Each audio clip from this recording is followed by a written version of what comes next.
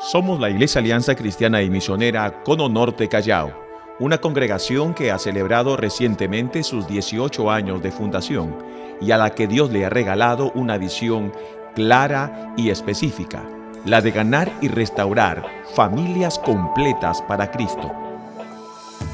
Le damos la bienvenida a la Iglesia Alianza Cristiana y Misionera Cono Norte Callao.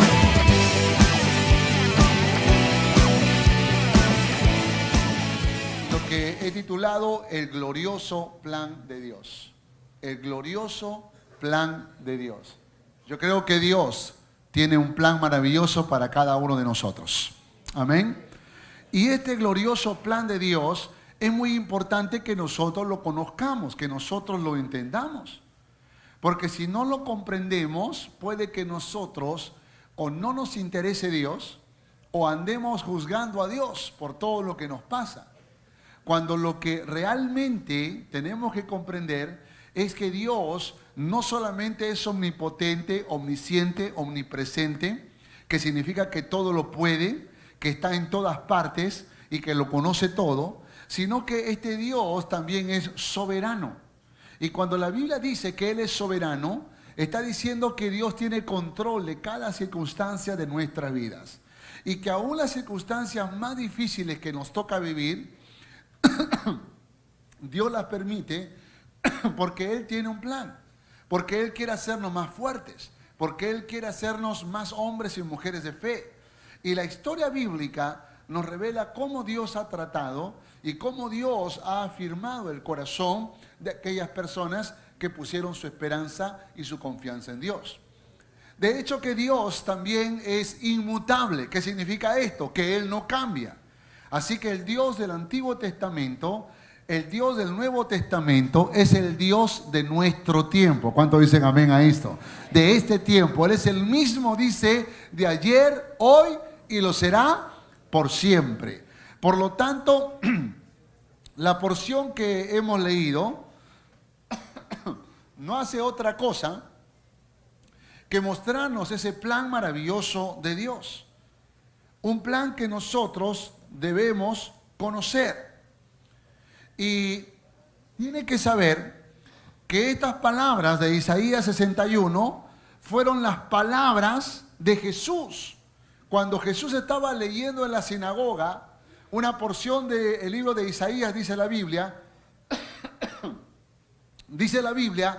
que Jesús, después de hacer esta lectura, que mi esposa hizo esta lectura, dice que Jesús dijo: hoy se ha cumplido esta palabra en mí. Hoy se ha cumplido esta escritura delante de ustedes. ¿Por qué razón? Porque cuando está leyendo el libro de Isaías, lo que está leyendo Jesús es lo que significó el ministerio de Jesús en la tierra. Por esa razón es muy importante analizar el texto.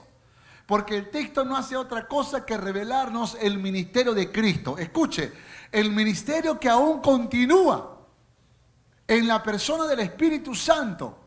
Pero ya no a Jesús, porque Jesús está a la diestra de Dios Padre Todopoderoso. Sino más bien está usando ahora a su iglesia, que es el cuerpo de Cristo. Entonces nosotros como cristianos somos la extensión del ministerio de Jesús. Y Jesús entonces dijo: se ha cumplido esta palabra. Perdón.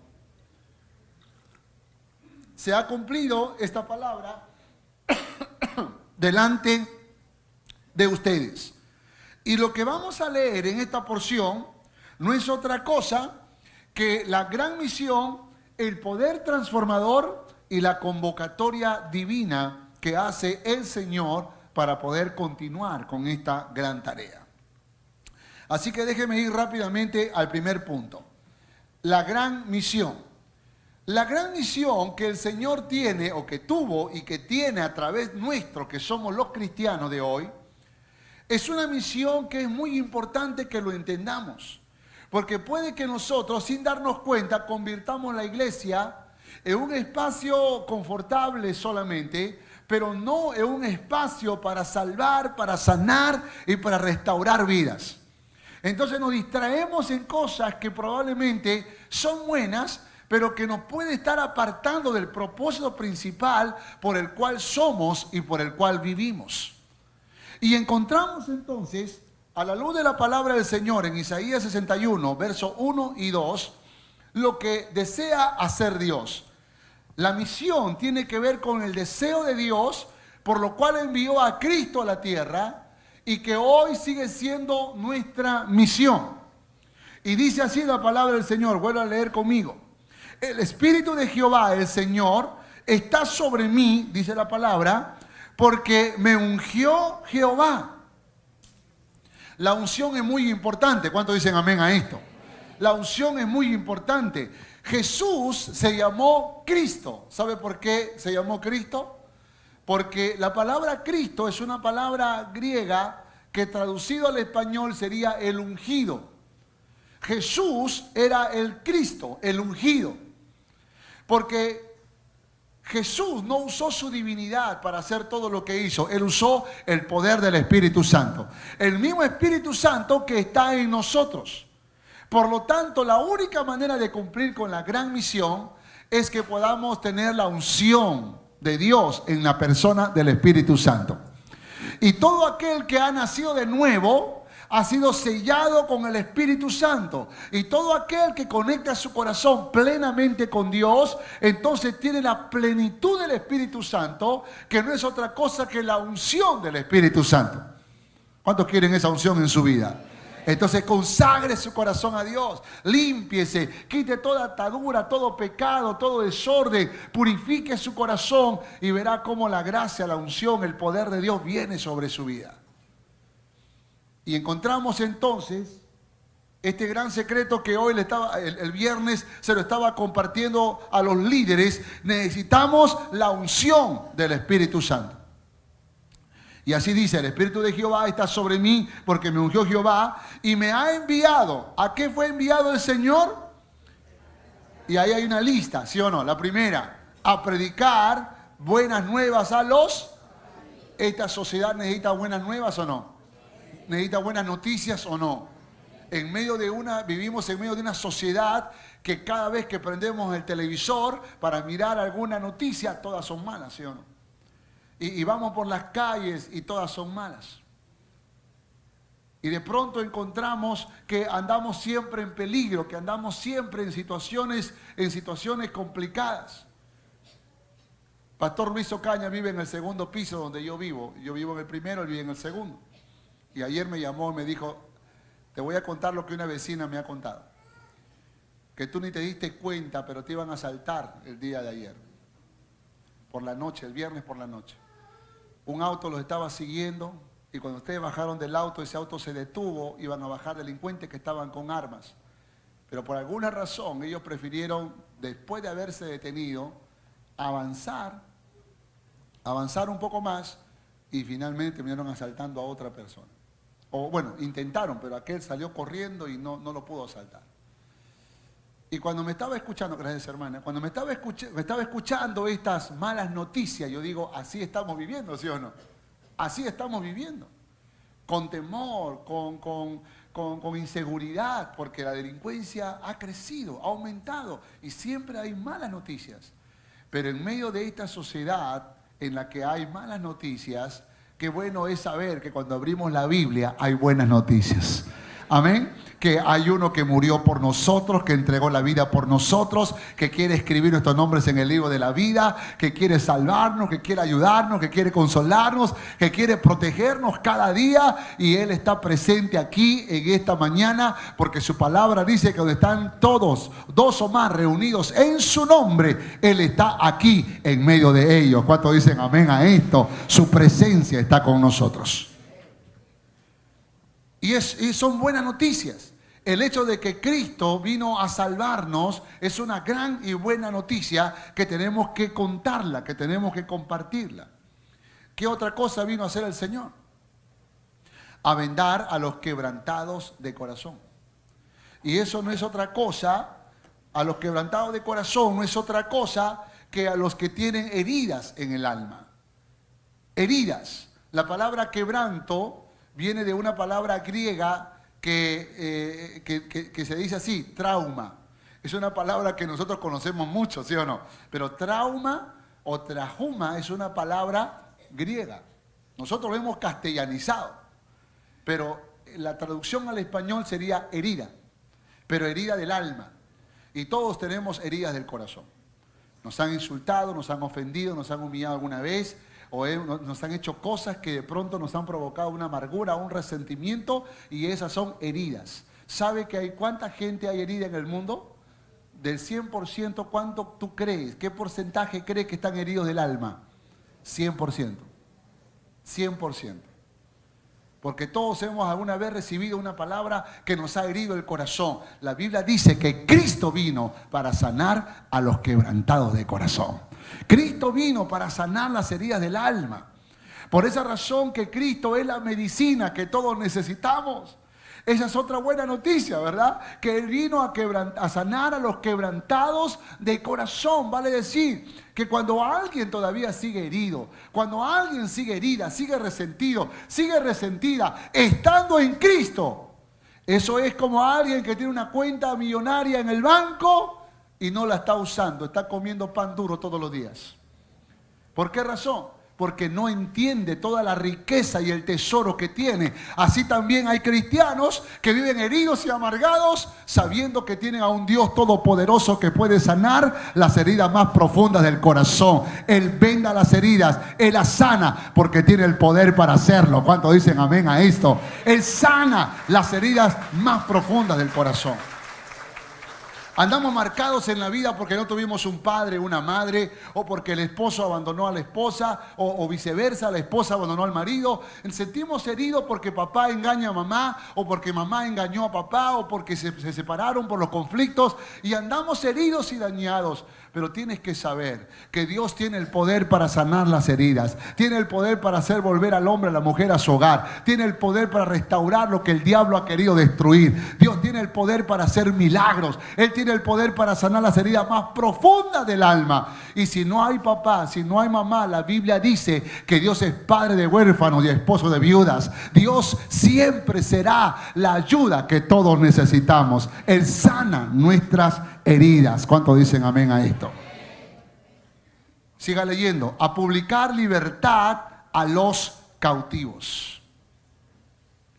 A publicar libertad a los cautivos. Amados, así como Dios es real, el diablo es real. Y la Biblia dice que el diablo vino a matar, hurtar y destruir. Y a través de sus demonios y sus servidores que son espiritistas, brujos, curanderos, hechiceros y todas esas personas que claman al poder del mal para tratar de poseer las vidas y los corazones, que están destruyendo el mundo entero, y eso es una realidad. Usted tiene que saber que la Biblia también dice que aunque el diablo vino a matar, hurtar, a destruir, Cristo ha venido para darnos vida y vida en abundancia. En otras palabras, Cristo tiene el poder para vencer las obras de Satanás. Cristo tiene el poder para deshacer las obras del diablo. Y no debemos ignorar las maquinaciones del enemigo. No podemos darle un centímetro al diablo. No podemos permitir, no podemos jugar con el fuego. Porque recuerden que el que juega con fuego se quema. Si usted quiere conocer su futuro, no tienes que ir a ningún curandero ni un espiritista, no tienes que abrir el horóscopo y tratar de leer el futuro, porque el futuro nadie lo conoce, solo nuestro Padre que está en los cielos. Y tú puedes encomendar tu corazón delante de Él y conocer entonces los planes grandiosos que Él tiene para tu vida. Sin embargo, la Biblia nos dice que el diablo es real y tiene poder, pero Dios es todopoderoso. Nuestro Cristo Jesús lo venció en la cruz del Calvario, y por lo tanto su palabra dice: y el Dios de paz aplastará en breve a Satanás y lo pondrá bajo nuestros, y nadie habla con la planta de sus zapatos, ¿sí o no? ¿Por qué razón? Porque nosotros no miramos hacia abajo para hablar con alguien, miramos hacia arriba para hablar con el Rey de Reyes y Señor de Señores. ¿Cuántos dicen amén a esto? Y usted y yo tenemos que ser capaces de comprender el poder que hay en Dios, en Cristo Jesús. Dice: y a los presos, apertura de cárcel. y a los presos apertura de cárcel. Dígame si las drogas no encarcelan a la gente. Dígame si el alcohol no encarcela a la gente. Dígame si la pornografía no encarcela a la gente. Dígame si los vicios de este mundo, el adulterio y tantas otras cosas más encarcelan la vida de los hombres y de las mujeres. Pero la Biblia dice que Cristo vino. No solo vino para dar buenas noticias, no solo vino para sanar los quebrantados de corazón, no solo vino para libertar a los cautivos de las obras del diablo, sino que también vino para dar libertad a los presos. Porque todos hemos estado en una cárcel, ¿verdad? En una cárcel del orgullo, de la vanidad, en una cárcel de la indiferencia, en una cárcel del odio, del desprecio o de algún vicio, drogas, alcohol, tabaco, no sé qué vicio, ¿de dónde te sacó el Señor?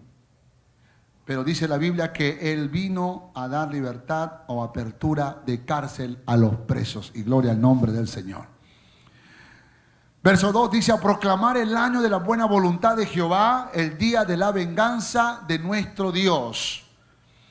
En otras palabras, también el Señor vino para hacer justicia. Y esa justicia no solo tiene que ver con protegernos, sino que tiene que ver con el día en que cada uno pagará según sus obras. Y será el día del juicio final. Pero también dice la palabra que Él vino para consolar a todos los enlutados. Porque es verdad que cada año puede ser diferente. Y hay años en que perdemos seres queridos. Hay años en que de pronto el dolor es tan grande en el corazón que es casi como un luto el que vivimos. Y de pronto sentimos que nadie puede consolarnos. Sentimos que nadie puede ayudarnos, que nadie puede levantarnos. Que estamos viviendo como si estuviéramos muertos o como si alguien hubiese muerto, porque la tristeza es tan profunda que sentimos que nadie puede ayudarnos. Y cuando llegas a pensar esto, tienes que recordar que hay un Dios todopoderoso que hace grandes maravillas, que Él hace grandes milagros y que tal vez no va a resucitar al muerto que ya está. Pero créeme que en muchas ocasiones el Señor sabe consolar a los enlutados, sabe aplacar el dolor y la tristeza que hay en nuestros corazones. Si no es que el Señor también tiene el poder para resucitar. Hay algunas personas que dicen: mi matrimonio ya está muerto, pastor, por eso yo estoy muy triste. Créeme, Dios no solo consuela, Él tiene el poder para dar vida. Él tiene el poder para resucitar. Puede que alguien diga: pastor, mis hijos ya no dan más. Yo ya me resigné, ellos están sumergidos en vicios, en pecados, en una forma desordenada de vida y vivo como si estuviera muerto o muerta. Pero yo te digo hoy, no solamente el Señor puede consolar tu corazón, sino que Él tiene el poder para tocar el corazón más recio y más duro. Él tiene el poder para dar vida a lo que no tiene vida. Él tiene el poder para resucitar aún a los muertos. Por esa razón, un día cuando Marta estaba llorando diciendo: sí, Señor, yo sé que algún día mi hermano Lázaro ha de resucitar, ese día del juicio final, Jesús dijo: no, yo soy la resurrección y la vida, y el que cree en mí, aunque esté muerto, vivirá, porque Dios tiene el poder para hacerlo. El testimonio y la evidencia de esto somos nosotros, que estábamos muertos y ahora estamos vivos por el poder de Cristo. ¿Cuántos dicen amén? Tú eres testimonio del poder de Dios. Dile que está a tu lado: tú eres testimonio del poder de Dios. Entonces, ¿qué desea hacer Dios? La pregunta: ¿qué desea hacer Dios? Dios lo que quiere hacer es cambiar el rumbo de nuestras vidas. Él quiere cambiar el rumbo de nuestras vidas. Por esa razón, historias como la del hijo pródigo: estaba muerto y ha revivido, se había perdido y ha sido encontrado, porque el deseo de Dios no era el camino libertino que tomó el hijo pródigo, sino el camino que tomó después que volvió a casa. Entonces, el plan de Dios para tu vida y para mi vida, la gran misión que el Señor tiene es que nuestras vidas cobren un rumbo distinto. Por esa razón somos iglesia. Porque necesitamos anunciar al mundo que Jesús le da un propósito a nuestras vidas. Que Cristo Jesús le da un nuevo camino, un nuevo destino, un cambio sustancial en la vida de cada persona. Por esa razón tenemos que predicar a Cristo Jesús. Por esa razón tenemos que proclamar a Cristo Jesús. Segundo punto. ¿Para qué? ¿Para qué quiere cambiar el rumbo de mi vida? ¿Para qué quiere Dios hacer esto en mi vida? ¿Para qué me quiere sacar del alcohol, de la droga, del adulterio, del orgullo, de la vanidad? ¿Para qué me quiere sacar de los vicios o de mi forma equivocada de vivir? ¿Para qué Dios quiere hacer eso? No solamente por amor, no solamente porque lo necesitamos, sino porque Dios tiene un plan y por esa razón desata su poder transformador. Entonces no solo hay una misión, que es salvar tu vida, sino que ahora que eres salvo, sino que ahora que eres salva, el poder transformador de Dios va a actuar en tu corazón. ¿Cuántos han experimentado el poder de Dios en su vida? ¿Para qué? Quiero que leas, por favor, con mucho cuidado, versos 3 y 4. Dice, a ordenar que los afligidos de Sión se les dé, ¿qué dice? Gloria en lugar de ceniza. ¿Qué más? Óleo de gozo en lugar de luto. ¿Qué más? Manto de alegría en lugar de espíritu angustiado.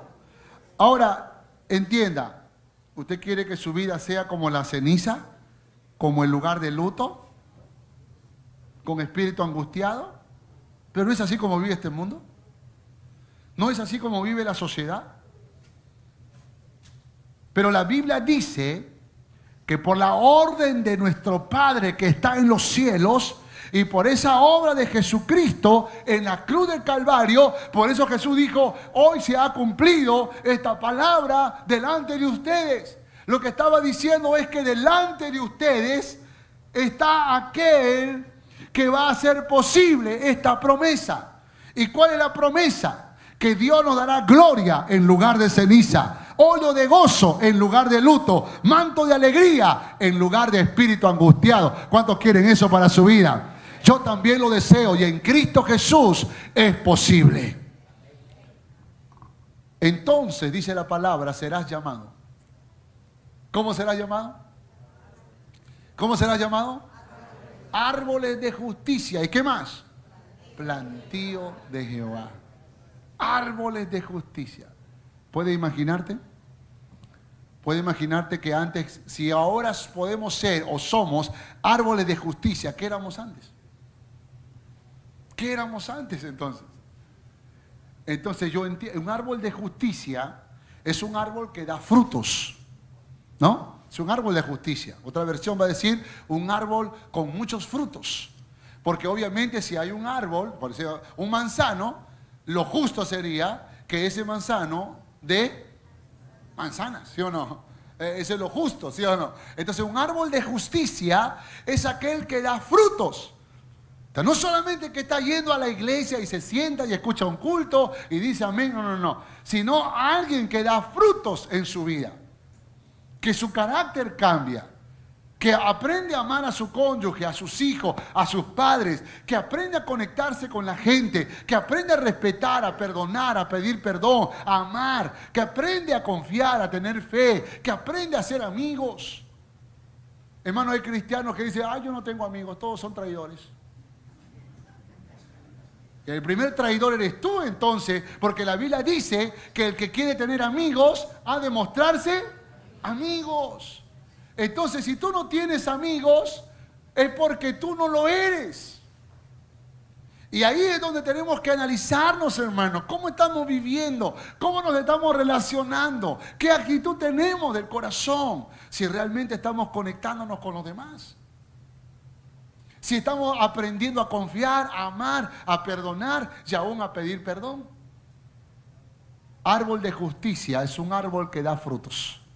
Y si ahora somos árboles de justicia, antes éramos árboles sin frutos. Es más, sin hojas. Un árbol seco. Pero ahora somos árboles. Dígalo con fe, por favor. Somos árboles. Diga que está a tu lado. Antes eras un árbol seco.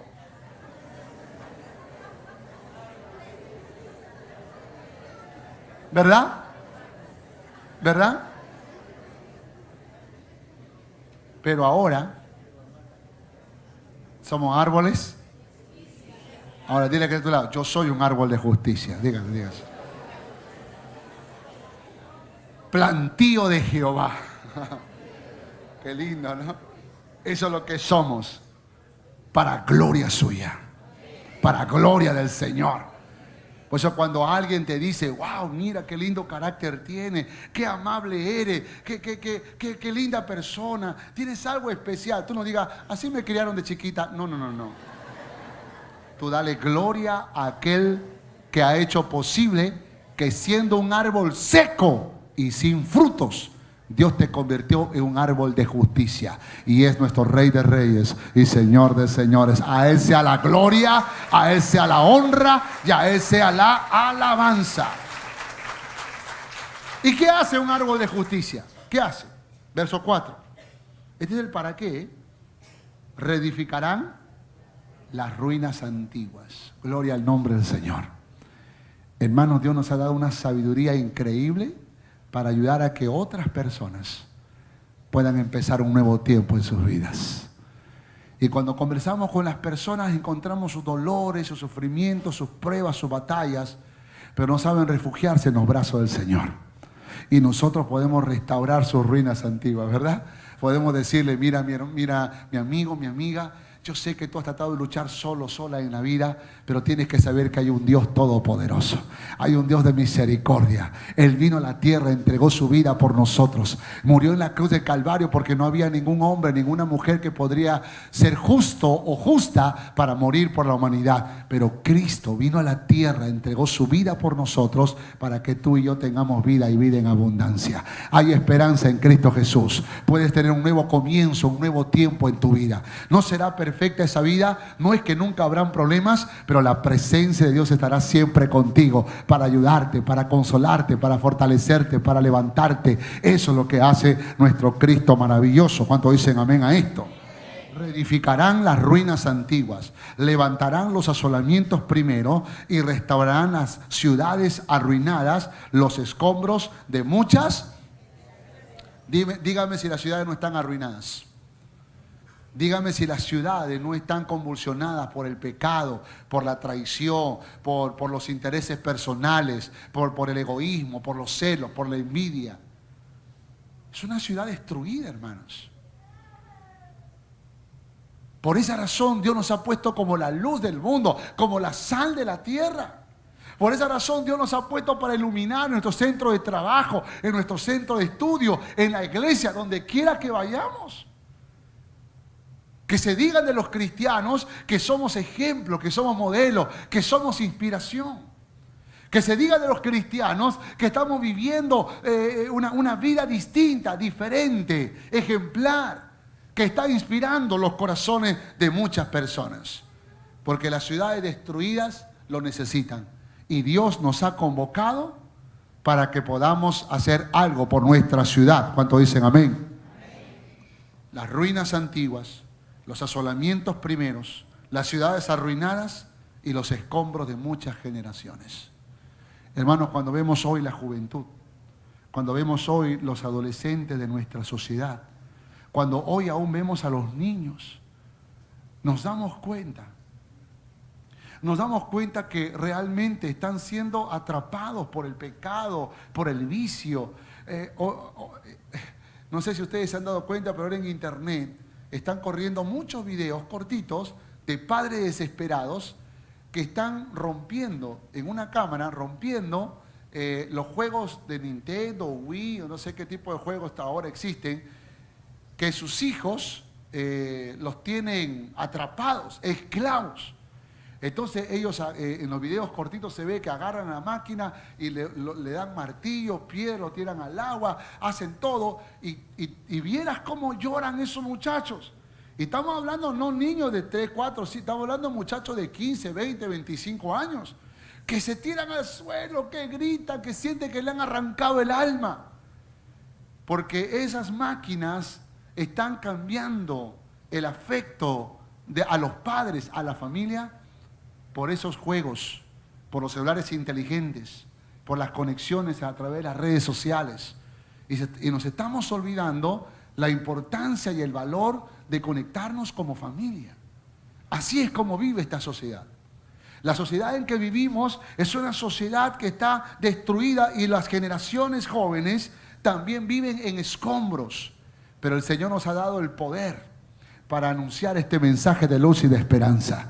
Y poder decirle a los hijos, a los padres, a los esposos, a las esposas, que hay un poder transformador aguardando para sus vidas. Que Dios tiene el poder para hacer milagros. Que no se ha acabado, que todavía Dios no ha terminado. Porque mientras hay vida, hay esperanza. Y podemos nosotros ver con nuestros ojos el vivo poder de Dios en el corazón, aún de las personas más duras que podamos tener en la familia.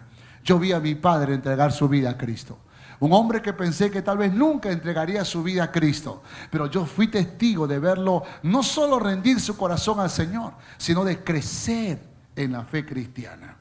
Dios tiene el poder para hacer milagros. ¿Cuántos dicen amén? Y es su poder transformador. Ese es el para qué. Entonces Dios nos transforma, o Dios hace el milagro de convocarnos y de hacer el milagro de anunciarnos todo este mensaje de luz y de esperanza. Pero lo que Dios quiere no solo es salvarnos, sino transformarnos para testimonio al mundo. Que le podamos decir: Dios tiene poder para restaurar tu familia. ¿Cómo sabes? Lo hizo conmigo. Dios tiene el poder para sanar a los enfermos. ¿Cómo tú sabes? Lo hizo conmigo. Dios tiene el poder para sanar las heridas del corazón. ¿Cómo sabes? Lo hizo conmigo. Amén. Y quiero terminar entonces con el tercer punto. ¿Cómo lo hará? ¿Cómo lo hará? ¿Sabes cómo lo hará? Usando gente, usando personas. Dice en el capítulo 61, versos 5 y 6, dice: extranjeros apacentarán vuestras ovejas, y los extraños serán vuestros labradores y vuestros viñadores. Escúcheme lo que va a pasar. Cuando Dios empieza a transformar nuestras vidas, entonces lo que hace Dios, comienza a rehacer todo en nosotros. Es como que un día tú te haces dueño de una casa, ¿no? De pronto te dan una casa y eres el dueño absoluto de esa casa, pero esa casa está sucia y está desarmada, está rota por acá, le falta ventana por allá, una puerta está quebrada. ¿Qué haces tú cuando entras a esa casa? ¿La habitas de una vez? No. ¿Tú qué haces? La limpia. Eso es lo que hizo Cristo con nosotros cuando Él entró a nuestros corazones. Amén. ¿Qué haces con la puerta y las ventanas? Las repara, las cambia, ¿sí o no? Eso es lo que hizo Cristo con nosotros. Quitó todo lo que no servía y puso cosa nueva en nuestros corazones. Y después de limpiarla y todo, entonces nosotros ambientamos, perfumamos la casa porque queremos que la casa esté muy linda. Y eso es lo que hizo Dios. Envió a su Espíritu Santo y comenzó a llenar toda la casa con su presencia. Y luego vino a habitar en nosotros. Amén. Por eso decimos que Cristo está en nosotros. ¿Por qué razón? Porque somos una casa lavada, limpiada, transformada. Y aunque Dios sigue reparando algunas cosas en nuestras vidas, pero hemos sido limpiados y hemos sido transformados por el poder de Dios. Amén. Y eso no solamente pasa aquí, pasa en todo el mundo. Hay más de 1.000 millones de cristianos en el mundo entero. Y es increíble cómo Dios, cuando tiene una visión grande, Dios envía a esos extranjeros. Dios prometió a Israel que si Israel fuera obediente, Dios enviaría extranjeros para servirles.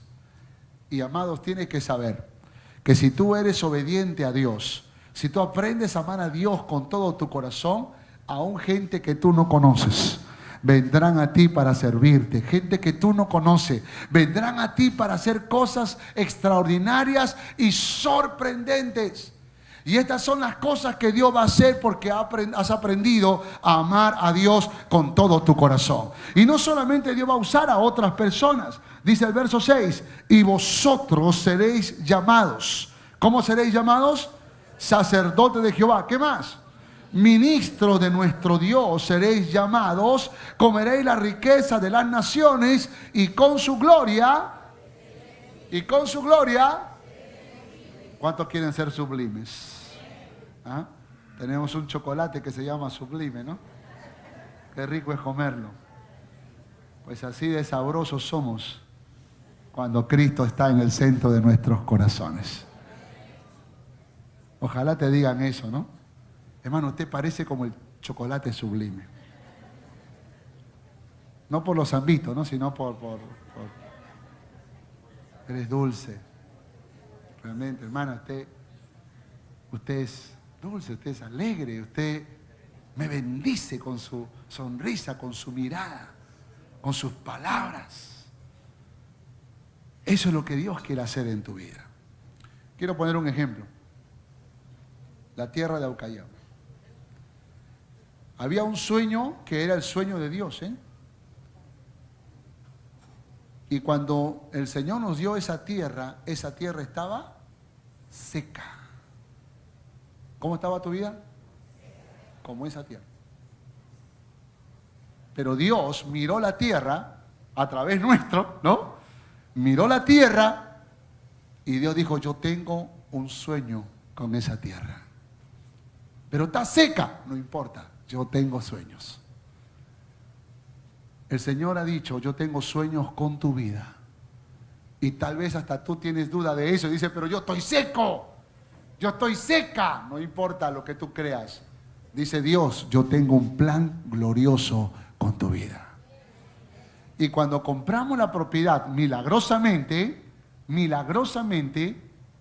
hermanos, empezamos a echar un poco de agua. Esa tierra seca, arena de mar que parecía. Le echamos un poco de agua y comenzó a enverdecer. Esa tierra seca comenzó a mostrar que había vida, porque echamos agua. Amén. La Biblia dice que uno de los símbolos del Espíritu Santo es el agua.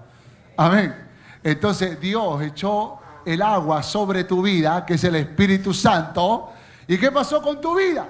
Que estaba seca. ¿Qué pasó?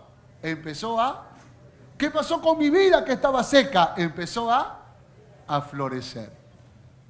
Y de pronto la gente dice, oye, pero si tú eras un renegón, si tú eras una chismosa pleitista, pero si tú eras un borracho, si tú eras una persona orgullosa, soberbia, no saludaba a nadie por los títulos que habías alcanzado, ¿cómo es que ahora eres amable, eres alegre? ¿Cómo es que ahora sonríes, amas a los tuyos?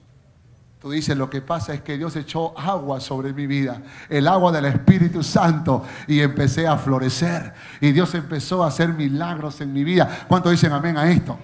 Entonces Dios empieza a florecer. Entonces, para que tú sigas creciendo y sigas siendo más grande en el reino de Dios, Dios envía siervos, envía personas para ayudarte, personas para consolarte, personas para animarte, así como Dios envió a los primeros hombres a Aucayama. Y de pronto ahora empieza el trabajo, porque lo primero, el florecimiento es lo primero, señal de vida. Pero ahora Dios quiere hacer cosas más grandes en tu corazón. Él quiere hacer cosas más grandiosas en tu vida. Entonces Dios empieza a operar y comienza a enviar a sus siervos para animarte, para hablarte. Y Dios usa a los maestros, a los predicadores, a los consejeros, a los tutores, a los ministros, a cada persona que ha cruzado por tu vida y que ha sido usado por Dios para animarte, para fortalecerte.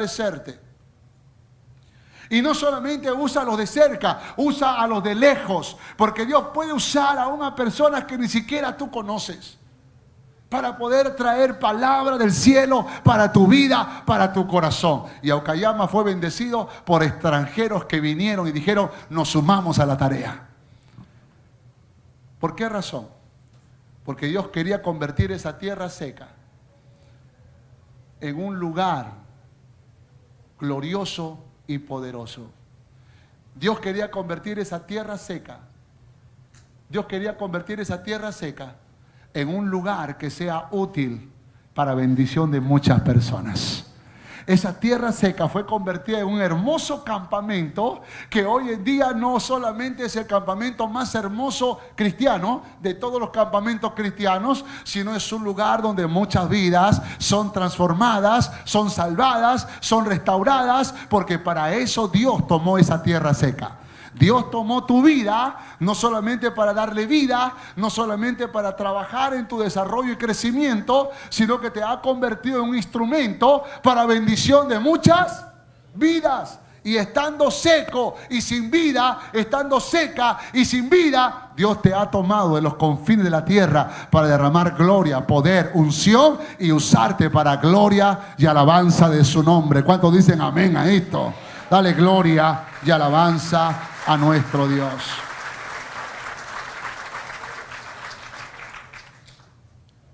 Y vosotros seréis llamados, ¿cómo dice la palabra? Sacerdotes de Jehová. ¿Qué más? Ministros seréis llamados. Dile que está a tu lado, tú eres un ministro del Señor. ¿Qué significa ministro? Servidor. Servidor. Vamos, dile de nuevo, tú eres un servidor. Pues cuando dijiste ministro, sacó pecho así, wow, ¿no? Ahora dile, ministro significa servidor. Dile así. Seréis llamados servidores. ¿Cuántos servidores hay aquí? Y este es el mensaje para los servidores, ¿eh? Comeréis las riquezas de las naciones y con su gloria seréis sublimes. No me han entendido, no me han entendido. Este es el mensaje para los servidores, para los ministros de Dios. Comeréis las riquezas de las naciones. Dios te va a sorprender. Dios va a hacer llegar sobre tu vida cosas que ni siquiera imaginaste que llegarían algún día. Y con toda esa gracia y gloria que Dios va a derramar sobre tu vida, será suficiente para que seas sublime. Sublime para tu esposa. Sublime para tu esposo, sublime para tus padres, para tus hijos, para las personas que te rodean. Créeme cuando te digo que cada día le digo, Dios, yo quiero ser sublime para mi familia. Yo sé que no lo puedo hacer en mi fuerza. Por favor, dame de tu poder, dame de tu gracia, dame de tu gloria, Señor. Le pido a Dios con todo mi corazón estar conectado cada día con Él, cada día, para que mis hijos, para que mi esposa, para que la gente que me rodea pueda ver lo sublime que Dios me hizo. Porque eso es lo que yo le pido a Dios.